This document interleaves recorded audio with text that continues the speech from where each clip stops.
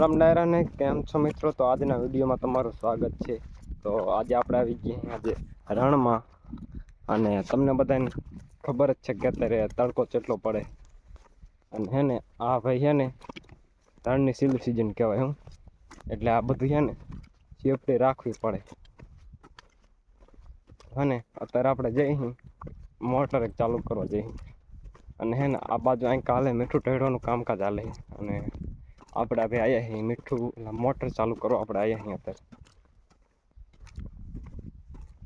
તો હાલો આપણે ફટાફટ મોટર ચાલુ કરવાની। તો ભાઈ આ પડી મોટર અને આ મોટર ઉપર જો એક પતરું પડ્યું એ પતરું રાખવાનું કારણ એ કે અત્યારે બહુ તાપ પડે ને એટલે મોટર થઈ જાય ગરમ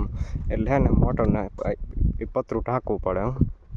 તો આપણે ફટાફટ મોટર ચાલુ કરવાની।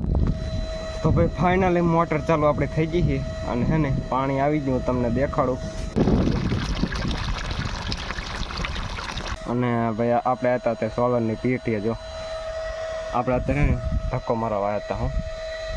તો હાલો હું તમને પાણી દેખાડું પાણી ત્યાં આવે